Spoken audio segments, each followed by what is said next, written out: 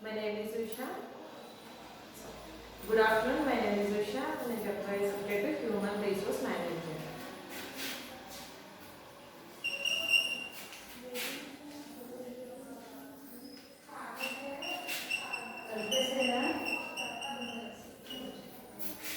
Shortcut లో HRM. So mainly HRM వల్ల ఏంటి యూజ్, అసలు హెచ్ఆర్ఎం అంటే ఏంటి, దీనివల్ల ఎవరికి యూజ్ అని చూసుకుంటే మెయిన్లీ ఒక ఆర్గనైజేషన్ అనేది సక్సెస్గా రన్ అవ్వాలంటే మెయిన్ రీజన్ హెచ్ఆర్ఎం అన్న word. So HRM means human resource management. అంటే ఒక ఆర్గనైజేషన్లో కానీ ఒక కంపెనీలో కానీ మెయిన్ డిపార్ట్మెంట్ ఏమనుకుంటే ఇది హెచ్ఆర్ఎం డిపార్ట్మెంట్. సో ఎందుకు మెయిన్ డిపార్ట్మెంట్ అయింది అనుకుంటే ఒక ఆర్గనైజర్ అనేవాడు ఒక ఆర్గనైజేషన్ ఫామ్ చేయడానికి, దాన్ని ఎస్టాబ్లిష్ చేయడానికి వాడు ఇన్వెస్ట్ చేసే రీసోర్స్తోని ఎంతైతే ఇంపార్టెంట్ అనుకుంటాడో హెచ్ఆర్ డిపార్ట్మెంట్ కూడా ఆ విధంగానే ఇంపార్టెంట్గా ట్రీట్ చేస్తారు. సో మెయిన్లీ ఎందుకంటే ఒక ఆర్గనైజేషన్లోని మన క్యాపిటల్ ఇన్వెస్ట్ చేసిన తర్వాత దాన్ని రన్ చేసే కెపాసిటీ ఎవరికి ఉంటుంది, మ్యాన్ పవర్కి ఉంటుంది. అంటే సపోర్ట్ చేసే సబార్డినేటర్స్ కానీ, వర్కర్స్ కానీ, లేబర్స్ కానీ, ఎంప్లాయీస్కి ఉంటుంది. సో వాళ్ళ యొక్క సపోర్ట్ లేకుండా ఒక ఆర్గనైజేషన్ రన్ చేయడం కానీ, ఒక ఆర్గనైజేషన్ సక్సెస్ఫుల్గా మనం మూవ్ చేయడం కానీ జరగదు. కాబట్టి సో మెయిన్లీ ఒక ఆర్గనైజేషన్ సక్సెస్ అవ్వడానికి ఆ ఆర్గనైజర్ పెట్టే క్యాపిటల్ ఎంతైతే ఇంపార్టెంటో హెచ్ఆర్ అనేవాడు కూడా అంతే ఇంపార్టెంట్ అని చెప్పడం జరిగింది. అంటే హెచ్ఆర్ని కూడా ఒక ఎసెట్ కింద ట్రీట్ చేస్తున్నాడు ఒక ఆర్గనైజర్ అనేవాడు. సో ఎందుకు ఒక ఎసెట్ కింద ట్రీట్ చేస్తున్నాడు అంటే మెయిన్లీ మీకు ఆల్రెడీ చెప్పాను, ఒక ఆర్గనైజేషన్ సక్సెస్ అవ్వడానికి మ్యాన్ పవర్ సపోర్ట్ అంతా కూడా ఎవరు తీసుకొస్తున్నారంటే హెచ్ఆర్ అనే డిపార్ట్మెంటల్ పర్సన్ అనేవాడు తీసుకురావడం జరుగుతుంది. అంటే వీడి యొక్క మెయిన్ ఫంక్షనింగ్ ఏంటి, ఒక ఆర్గనైజేషన్లో వీడి యొక్క మెయిన్ ఫంక్షనింగ్ ఏంటంటే రిక్రూట్మెంట్ చేయడం వీడి యొక్క మెయిన్ ఫంక్షనింగ్. సో రిక్రూట్మెంట్ వల్ల ఏంటి యూజ్ చూసుకుంటే, ఇప్పుడు ఒక ఆర్గనైజేషన్లో వర్క్ ఏం జరుగుతుంది, ఫస్ట్ ప్రొడక్షన్ అనేది ప్రొడ్యూస్ చేస్తాం. ఓకే, ఆ ప్రొడక్షన్ ప్రొడ్యూస్ చేయడానికి మనకు మ్యాన్ పవర్ కెపాసిటీ అనేది కావాలి, లైక్ లేబర్స్ అనేది సపోర్ట్ అనేది కావాలి. సో లేబర్స్ ఎవరు రిక్రూట్ చేస్తున్నారు, హెచ్ఆర్ అనే పర్సన్. ఈ డిపార్ట్మెంట్ ద్వారా హెచ్ఆర్ అనే పర్సన్ అనేవాడు రిక్రూట్ చేస్తారు. ఓకే, ఇప్పుడు ప్రొడక్షన్ ఫినిష్ అయిన ప్రొడక్షన్ని మనం మార్కెట్లో ఇంట్రడ్యూస్ చేయాలి, లైక్ ఎంప్లాయీస్ సపోర్ట్ అనేది కావాలి. సో ఎంప్లాయీస్ సపోర్ట్ని కూడా ఎవరు తీసుకొస్తున్నారు, ఆ మ్యాన్ పవర్ కెపాసిటీని కూడా ఎవరు తీసుకొస్తున్నారంటే ఈ హెచ్ఆర్ అనేవాడు తీసుకురావడం జరుగుతుంది. సో ఓవరాల్గా ఒక ఆర్గనైజేషన్ సక్సెస్ అవ్వడానికి ఒక ఆర్గనైజర్ అనేవాడు ఏ అచీవ్మెంట్తోని ఆ ఫీల్డ్లోకి ఆ సెక్టార్లోకి ఎంటర్ అయ్యాడో దాన్ని అచీవ్ చేసుకోవడానికి, ఏ మోటివ్తో అయితే ఎంటర్ అయ్యాడో ప్రాఫిట్స్ని గెయిన్ చేయడానికి మెయిన్లీ ఎవరి రీజన్ అంటే హెచ్ఆర్ అనేవాడు రీజన్. సో అందుకే హెచ్ఆర్ డిపార్ట్మెంట్ని ఆర్గనైజర్ అనేవాడు ఒక అసెట్ కింద ట్రీట్ చేయడం జరుగుతుంది. మెయిన్లీ వాడి దగ్గర క్యాపిటల్ రిసోర్స్ ఉన్నంత మాత్రాన సరిపోదు, పర్ఫెక్ట్ హెచ్ఆర్ అనేవాడు ఉండగలిగితేనే వాడు కరెక్ట్గా బ్యాలెన్స్ చేసుకోగలడు. సో హెచ్ఆర్ యొక్క మెయిన్ ఆర్గనైజేషన్ మెయిన్ ఫంక్షనింగ్ ఏంటంటే రిక్రూట్మెంట్ ప్రాసెస్. సో ఎవరు రిక్రూట్ చేస్తారు, లేబర్స్ని, ఎంప్లాయీస్ని రిక్రూట్ చేసుకొని, సో ఓవరాల్గా దీన్ని మ్యాన్ పవర్ అంటారు. సో ఈ మ్యాన్ పవర్ సపోర్ట్ వాడు ఏం చేస్తారంటే ఆర్గనైజేషన్ యొక్క గోల్స్ని, ఆబ్జెక్టివ్స్ని అచీవ్ చేసుకునేలాగా, సక్సెస్ అయ్యేలాగా వీళ్ళు హార్డ్ వర్క్ చేయడం జరుగుతుంది. సో ఇంట్రడక్షన్లో సో హెచ్ఆర్ యొక్క రిసోర్స్ మనం చూసుకున్నట్లయితే అంటే ఎలా రిక్రూట్ చేస్తాడు హెచ్ఆర్ అనేవాడు, ఎలా రిక్రూట్ చేస్తాడంటే వీడి యొక్క రిసోర్స్ని బేస్ చేసుకొని రిక్రూట్ చేయడం జరుగుతుంది. సో వీడి యొక్క రిసోర్స్ ఎలా ఉంటుంది అంటే హెచ్ఆర్ యొక్క స్కిల్స్, టాలెంట్, నాలెడ్జ్, యాప్టిట్యూడ్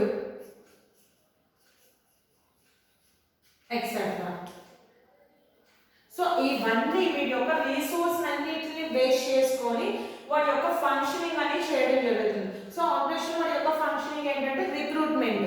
ఎలా రిక్రూట్ చేసుకుంటారో ఒక ప్రొడక్షన్ ప్రొడ్యూస్ చేయడానికి కావాల్సిన పర్ఫెక్ట్ లేబర్స్ని రిక్రూట్ చేసుకుంటాడు.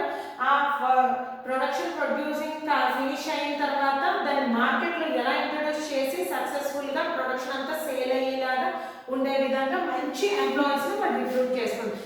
ఈ విధంగా ఒక ఆర్గనైజర్ యొక్క సక్సెస్కి హెచ్ఆర్ అనేవాడు హార్డ్ వర్క్ చేయడం జరుగుతుంది. కాబట్టి వీళ్ళని హెచ్ఆర్ అనేవాడు ఒక మెయిన్ అసెట్ కింద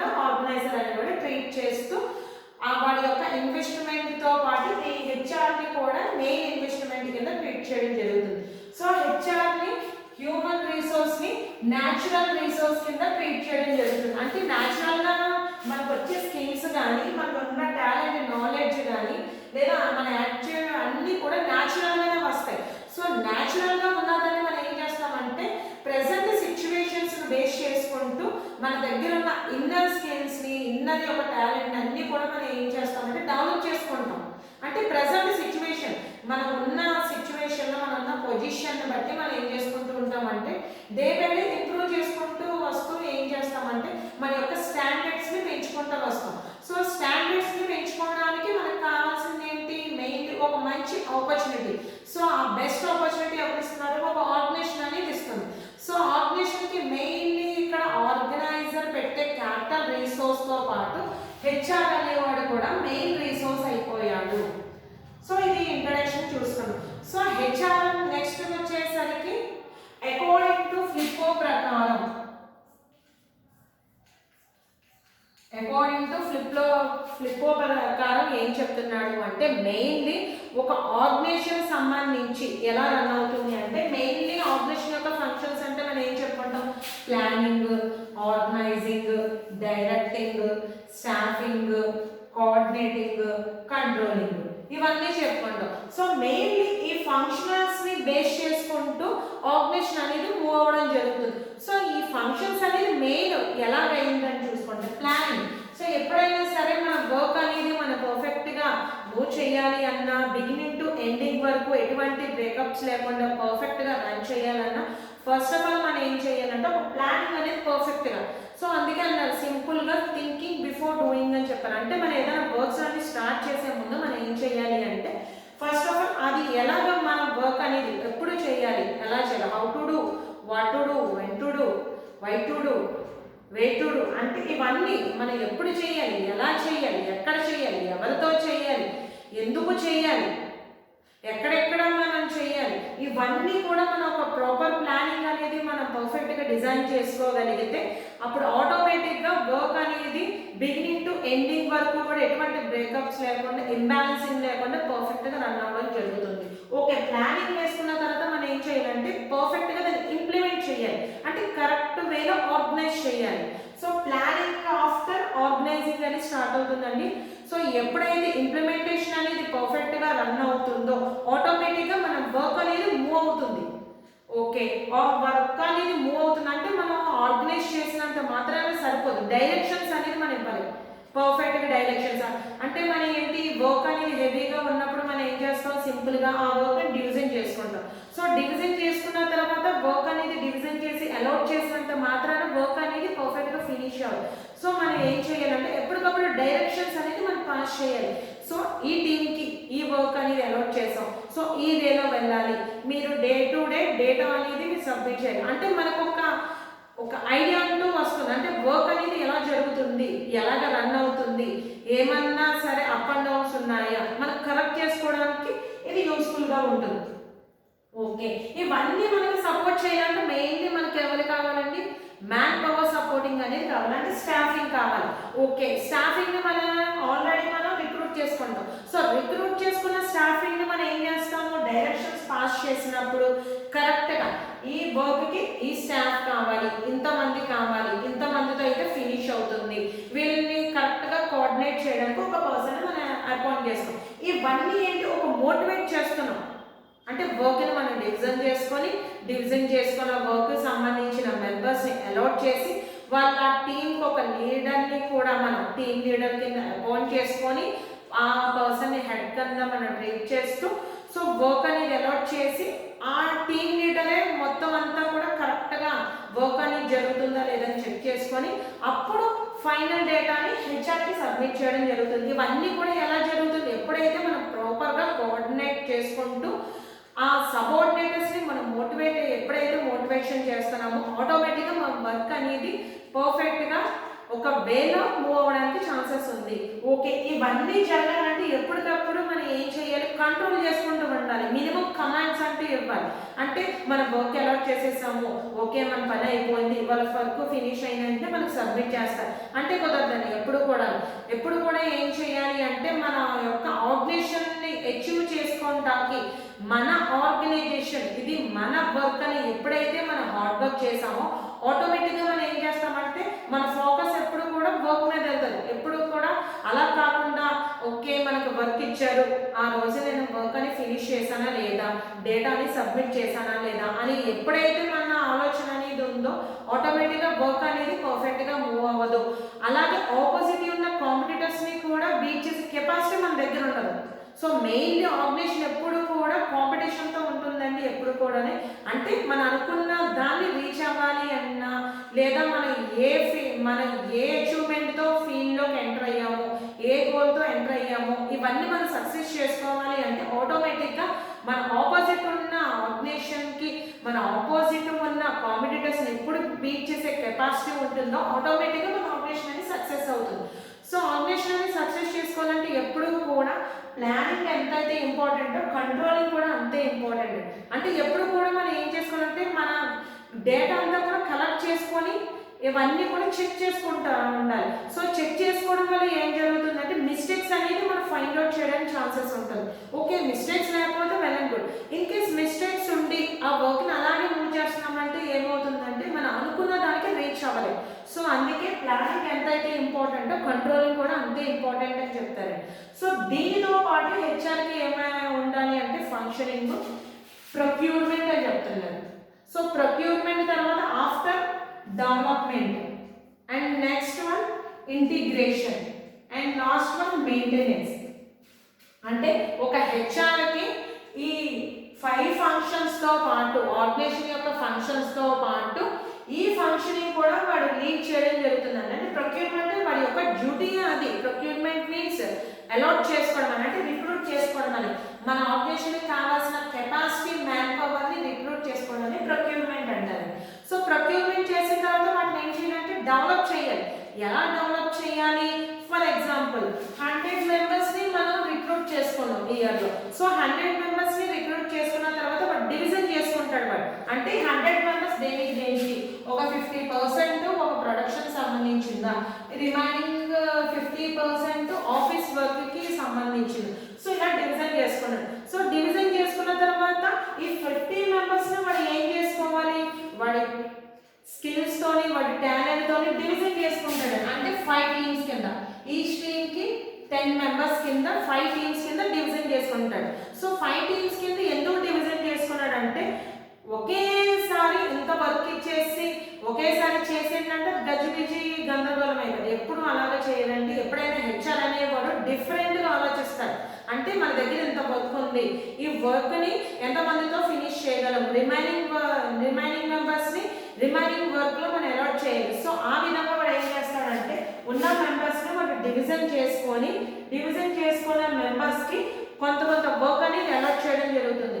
సో వర్క్ అలాట్ చేసిన తర్వాత వాడు నెక్స్ట్ ఏం చేస్తాడండి, తర్వాత చెక్ చేసుకుంటూ ఉంటాడు ఈరోజు ఎంత వరకు ఫినిష్ చేశారు. మీ టీమ్ లీడర్ ఒక్కొక్క టీంకి ఒక్కొక్క మెంబర్ని అలాట్ చేస్తారండి. అంటే 10 మెంబర్స్లో ఒక పర్ఫెక్ట్ మెంబర్ని ఒక టీమ్ లీడర్గా వాడిని అపాయింట్ చేసి కరెక్ట్గా ప్రాపర్గా వర్క్ చేస్తున్నారా లేదా అని చెక్ చేయించుకుంటూ ఉంటాడు. సో వీళ్ళకి వేరే హెడ్గా హెచ్ఆర్ అనేవాడు ఉండడం జరుగుతుంది. హెచ్ఆర్ కింద ఒక టీమ్ లీడర్ ఉంటాడు, ఆ టీమ్ లీడర్ కింద రిమైనింగ్ సబార్డినేటర్స్ ఉంటారు. వీళ్ళందరూ వీడి అండర్లో వర్క్ చేసిన వాళ్ళే. బట్ వీడేంటంటే వీడికి సపోర్ట్ కింద అందరితో రీచ్ అవ్వడం కష్టం కాబట్టి ఒక 5 టీమ్స్ కింద వాడు డివిజన్ చేసుకుంటే 5 లీడర్స్ కింద వాడు అపాయింట్ చేసుకొని 5 లీడర్సే ఆ టీమ్స్ని లీడ్ చేసే విధంగా వాడు డెవలప్ చేసుకుంటాడు. ఓకే డెవలప్ చేసుకున్న తర్వాత ఏం చేస్తాడు, ఇంటిగ్రేట్ చేస్తూ ఉంటాడు. అంటే వర్క్ని అలౌట్ చేసుకుంటూ ఉంటాడు. సో వర్క్ అనేది ఎప్పటికప్పుడు ఎంత ఫినిష్ అయింది ఆ డేటా అంతా కూడా కలెక్ట్ చేసుకుంటూ ఉంటాడు. సో ఎప్పుడైతే పర్ఫెక్ట్గా ఎప్పుడు మెయింటైన్ చేయగలడండి, ఎప్పుడైతే వాడి యొక్క టీమ్స్కి వాడి అండర్లో ఎవరైతే ఉన్నారో వాడి అండర్లో ఎవరైతే మ్యాన్ పవర్స్ ఉన్నారో వాళ్ళు ఎప్పుడూ కూడా మోటివేట్ చేస్తూ ఉన్నారో ఆటోమేటిక్గా ఏంటంటే పర్ఫెక్ట్గా మెయింటైన్ చేసుకోగలరు. ఎప్పుడు కూడా ఎటువంటి క్లాషెస్ రాకుండా. అందుకే మెయిన్లీ హెచ్ఆర్ అనేవాడు ఏంటంటే ఒక పర్సనల్ ఇంటెన్షన్ అని చూపించడం, అందరినీ ఈక్వల్గా ట్రీట్ చేస్తాం. ఎప్పుడైనా సరే ఒక ఆర్గనైజేషన్ సక్సెస్ఫుల్గా రన్ అవ్వాలి అంటే హెచ్ఆర్ అనేవాడు పర్ఫెక్ట్గా ఈ వర్క్ నాది, ఇక్కడ వర్క్ చేసే వాళ్ళందరూ కూడా అందరినీ ఈక్వల్గా ఎప్పుడైతే ట్రీట్ చేయగలిగాడో ఆటోమేటిక్గా అక్కడ ఎటువంటి సాటిస్ఫాక్షన్ తప్ప రిమైనింగ్ ఎటువంటి కూడా చోటు చేసుకోవు. ఎప్పుడు కూడా ఒక ఎంప్లాయీ కానీ ఒక లేబర్ కానీ జాబ్ మీద సాటిస్ఫై అయ్యే విధంగా వీళ్ళు హార్డ్ వర్క్ చేయడం జరుగుతుందని. ఎప్పుడైతే వాళ్ళు చేసే జాబ్కి సాటిస్ఫై అయ్యారో ఆటోమేటిక్గా ఆర్గనైజేషన్ సక్సెస్ అయినట్టే, వాళ్ళు అనుకున్న టార్గెట్ని రీచ్ అయినట్టే. సో ఇప్పటి వరకు ఇంట్రడక్షన్ చూసాము, డెఫినేషన్ చూసాం. సో నెక్స్ట్ వెళ్ళేసరికి హెచ్ఆర్ యొక్క మెయిన్ ఆబ్జెక్టివ్స్. హెచ్ఆర్ యొక్క మెయిన్ ఆబ్జెక్టివ్ చూసుకుంటే 4 ఆబ్జెక్టివ్స్ కింద డివిజన్ చేసుకోవచ్చండి. Societal, second one organisational, third one functional and fourth one personal. ఈ 4 కూడా హెచ్ఆర్ యొక్క ఆబ్జెక్టివ్స్ అండి. సో హెచ్ఆర్ అంటే ఆర్గనైజర్ కి ఆబ్జెక్టివ్స్ ఉన్నట్టు హెచ్ఆర్ కూడా ఆబ్జెక్టివ్స్ ఉంటాయి. సో ఎందుకు ఆబ్జెక్టివ్స్? ఎప్పుడైనా సరే ఏ వర్క్ అయినా సరే మనం బిగిన్ అవుతున్నప్పుడు ముందుగానే ఒక ఆబ్జెక్టివ్ అంటూ ఉండాలి.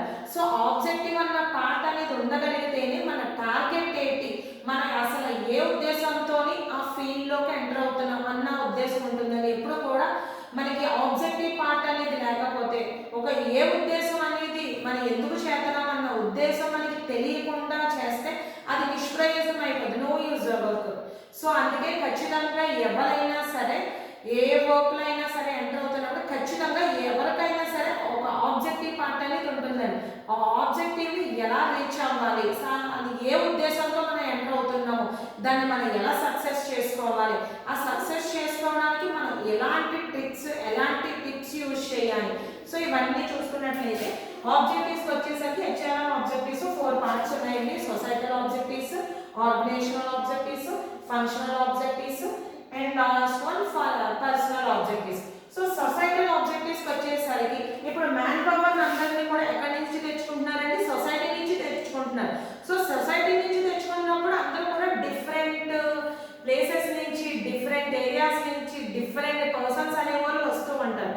సో ఎప్పుడు కూడా హెచ్ఆర్ అనేవాడు ఎలాంటి స్టాండర్డ్స్ మెయింటైన్ చేయాలంటే ఎథికల్ లీగల్ స్టాండర్డ్స్ ని మెయింటైన్ చేయాలి ఎప్పుడు కూడా. ఎందుకు ఎథికల్ లీగల్ అంటే అందరికీ కూడా లీగల్గా ఇప్పుడు మన యొక్క కాన్స్టిట్యూషన్ ప్రకారం ఏంటంటే ఎప్పుడు కూడా అందరికీ జస్టిస్ అనేది ఉండాలి తప్ప జస్టిస్ అనేది ఉండకూడదు. ఎప్పుడు అందరికీ న్యాయం చేయాలి తప్ప అన్యాయం అనేది చేయకూడదు. సో హెచ్ఆర్ అనేవాడు కూడా అంతేనండి. ఇప్పుడు ఆర్గనైజేషన్ యొక్క మెయిన్ అంతా కూడా హెచ్ఆర్ఏ కాబట్టి హెచ్ఆర్ అనేవాడు ఎలాంటి స్టాండర్డ్స్ మెయింటైన్ చేయాలంటే ఎథికల్ స్టాండర్డ్స్ ని లీగల్ స్టాండర్డ్స్ అనేది ఎప్పుడైతే మెయింటైన్ చేయగలిగాడో వాడు ఆర్గనైజేషన్ అనేది పర్ఫెక్ట్ గా మెయింటైన్ చేస్తున్నాడు అని అర్థం.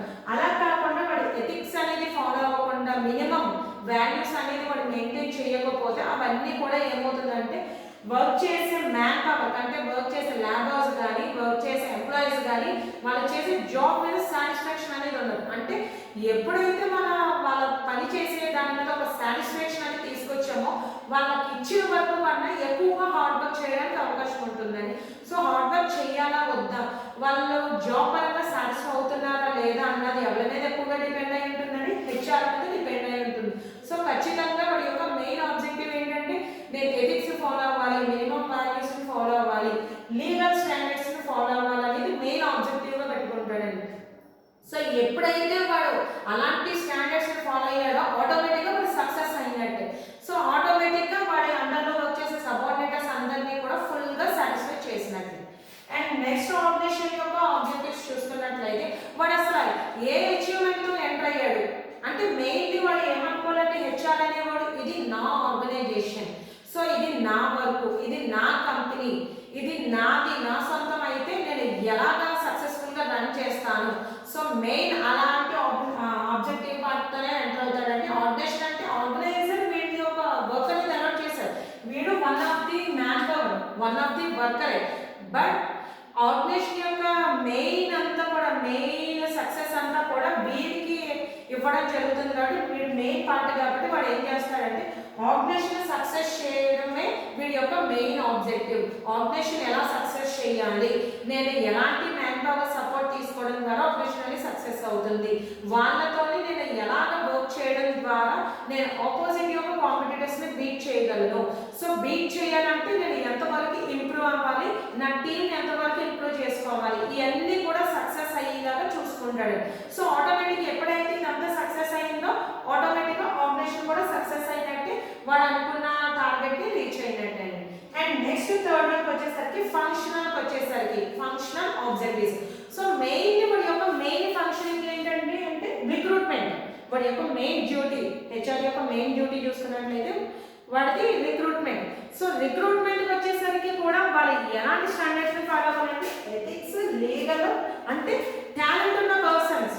సో మనకి ఎవరు కావాలంటే మంచి స్కిల్డ్ పర్సన్స్, మంచి టాలెంటెడ్ పర్సన్స్, మంచి నాలెడ్జ్, మంచి థింకింగ్ పవర్ ఉన్న పర్సన్స్, డిఫరెంట్గా ఆలోచించే పర్సన్స్, వీళ్ళు కావాలండి. సో వీళ్ళు కాకుండా వాడు ఎప్పుడైతే పర్సనల్ ఇంటెన్షన్గా అంటే ఏంటి, ఒకరిని ఒకలాగా ట్రీట్ చేసి ఒకరిని ఒకరు అంటే టాలెంట్ లేని పర్సన్ని ఇది టాలెంటెడ్ కానీ టాలెంట్ ఉన్న పర్సన్ టాలెంట్ లేని పర్సన్గా ఎప్పుడైతే వాడు ట్రీట్ చేశాడో ఆటోమేటిక్గా ఇక్కడ ఫెయిల్ అయినట్టేనండి. సో ఆ ఫెయిల్ అయ్యాడంటే ఆటోమేటిక్గా వాడి ఫంక్షన్ అనేది పర్ఫెక్ట్గా రన్ చేయట్లేదు. Function means duty. సో వాడి యొక్క మెయిన్ డ్యూటీ రిక్రూట్మెంట్ అనుకున్నాం. సో రిక్రూట్మెంట్ చేసినప్పుడు వాడు ఏమనుకోవాలి, నా కంపెనీకి అయితే నా ఆర్గనైజేషన్కి అయితే నేను ఎలాంటి పర్సన్ని సపోర్ట్ తీసుకోవడం ద్వారా నేను సక్సెస్ అవ్వగలను, నేను అనుకున్న టార్గెట్ని ఏ విధంగా రీచ్ అవ్వగలను. సో ఆ ఉద్దేశం పెట్టుకోవడం ద్వారా వాడు ఏమవుతాడంటే సక్సెస్ అవ్వడం జరుగుతుంది. వీడు సక్సెస్ అవుతాడు, ఆటోమేటిక్గా ఆర్గనైజేషన్ అనేది సక్సెస్ చేసుకోగలరు. అలా కాకుండా వాడు ఎప్పుడైతే పర్సనల్ ఇంటెన్షన్తో అంటే ఒకరిని ఒకలాగా అంటే ఏంటి, ఇది నాకు కాదు కదా ఎవరైతే ఏంటి అపాయింట్ చేసేయడం అన్న ఉద్దేశం కాకుండా మంచి స్కిల్డ్ పర్సన్, మంచి టాలెంటెడ్ పర్సన్కి ఎప్పుడైతే మంచి ఆపర్చునిటీ ఇవ్వగలిగాడో ఆటోమేటిక్గా వాడు సక్సెస్ అయినట్టే, వాడికి ఇచ్చిన ఆబ్జెక్టివ్ సక్సెస్ చేసుకున్నట్టు ఆర్గనైజేషన్ కూడా సక్సెస్ అయినట్టే. ఇంకా లాస్ట్ వచ్చేసరికి పర్సనల్ ఆబ్జెక్టివ్. సో ఆల్రెడీ ఇక్కడ అన్ని ప్రతిదీ కూడా రిపీటెడ్ అండి. పర్సనల్ ఆబ్జెక్టివ్ వచ్చేసరికి వాడు పర్సనల్గా ట్రీట్ చేసుకోవాలి. అంటే పర్సనల్గా అంటే వాడి ఫ్యామిలీ మెంబర్స్ని ఎలా ట్రీట్ చేస్తాడు, ఇప్పుడు ఏమైనా ఎవరికైనా వాళ్ళ ఫ్యామిలీలో ప్రాబ్లమ్స్ వచ్చినాయి అనుకోండి, పర్సనల్గా ట్రీట్ చేసుకుంటాడు. అంటే ఏంటి ప్రాబ్లం ఏంటి అంటే మీరు ప్రాబ్లం చెప్పడం ద్వారా మీరు నేను కరెక్ట్గా సొల్యూషన్ ఇవ్వగలను అన్న ఇంటెన్షన్ అని చూపించాలి. అంటే పర్సనల్గా అంటే వాడు అండర్లో వర్క్ చేసే ల్యాబర్స్ని కానీ లేదా వాడు అండర్లో వర్క్ చేసే ఎంప్లాయీస్ని కానీ ఎప్పుడు కూడా వాడు పర్సనల్గా ట్రీట్ చేసుకోవాలని. అంటే ఎలా పర్సనల్గా అంటే వాళ్ళకి ఇచ్చిన వర్క్కి వాళ్ళు సాటిస్ఫై అవుతున్నారా లేదా వాళ్ళు చేసే డ్యూటీకి మనం చెల్లించే కన్సిడరేషన్ అనేది పర్ఫెక్ట్గా బ్యాలెన్సింగ్ అయిందా లేదా, అంటే వాళ్ళు చేసే జాబ్కి వాళ్ళు సాటిస్ఫై అవుతున్నారా లేదా అనేది ఎప్పుడైతే వాడు తెలుసుకోగలిగాడో ఆటోమేటిక్గా వాడు సక్సెస్ అయినట్టేనండి. అలా కాకుండా వాడికి వర్క్ అనేది అలౌట్ చేసేసి ఓకే వర్క్ ఆల్రెడీ ఫినిష్ చేసి ఇస్తారు కదా అని ఎప్పుడైతే అనుకున్నాడో ఆటోమేటిక్గా వాడు ఫెయిల్ అయిపోతాడండి హెచ్ఆర్ అనేవాడు. సో ఎప్పుడైతే అందులో ఫెయిల్ అయ్యాడో ఆటోమేటిక్గా ఆర్గనైజేషన్ అనేది ఫెయిల్ అవ్వడం జరుగుతుంది. ఎప్పుడైతే ఆర్గనైజేషన్ ఫెయిల్ అయిందో అది కామన్గా లాస్లోకి వెళ్ళిపోవడం జరుగుతుంది. ఎప్పుడూ కూడా ఆర్గనైజేషన్ అనేది సక్సెస్ అవ్వాలంటే మెయిన్ మనకి కావాల్సింది ఏంటంటే మ్యాన్ పవర్, లైక్ లేబర్స్ యొక్క సాటిస్ఫాక్షన్, జాబ్ సాటిస్ఫాక్షన్, ఎంప్లాయీ యొక్క జాబ్ సాటిస్ఫాక్షన్. సో ఎప్పుడైతే వాడు పర్సనల్గా ఈ మ్యాన్ పవర్ అంటే ఈ లేబర్స్ నా ఫ్యామిలీ, ఈ ఎంప్లాయీస్ నా ఫ్యామిలీ అని ఎప్పుడైతే వాడు పర్సనల్గా ట్రీట్ చేసుకోగలిగాడో ఆటోమేటిక్గా వాళ్ళకి ఏంటంటే వాళ్ళ యొక్క ప్రాబ్లమ్స్ను వాడితో షేర్ చేసుకోగలరు.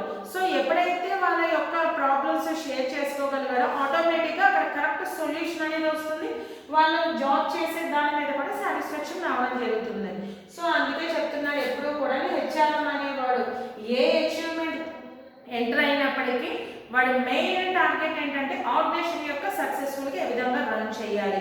సో ఆర్గనైజేషన్ అనేది సక్సెస్ఫుల్గా రన్ అవ్వాలంటే హెచ్ఆర్ అనేవాడు మెయిన్ ఎసెట్. సో హెచ్ఆర్ అనేవాడు ఎందుకు మెయిన్ ఎసెట్ అయ్యాడు అండి?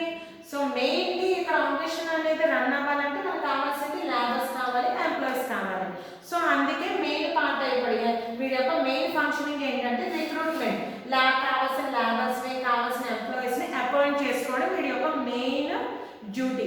సో అందుకు కాబట్టి వాడు పర్ఫెక్ట్ లేబర్స్ని పర్ఫెక్ట్గా ఎంప్లాయీస్ని వాడు పర్ఫెక్ట్గా అపాయింట్ చేసుకొని వర్క్ అనేది ప్రాపర్గా అలాట్ చేసి వాళ్ళతోనే జాబ్ మీద సాటిస్ఫై అయ్యేలాగా ఎప్పుడైతే చేయగలిగాడో ఆటోమేటిక్గా హెచ్ఆర్ అనేవాడు సక్సెస్ అయినట్టేనండి. And as well as organiser అనేవాడు కూడా సక్సెస్ అవుతాడు. ఆటోమేటిక్గా అప్పుడు అనుకున్న టార్గెట్ని రీచ్ అవ్వగలడు, అలాగే వాళ్ళు అనుకున్న ప్రాఫిట్ని కూడా గెయిన్ చేయగలడు, కాంపిటీటర్స్ని బీట్ చేసే కెపాసిటీ కూడా రావడం జరుగుతుందండి. Okay, thank you.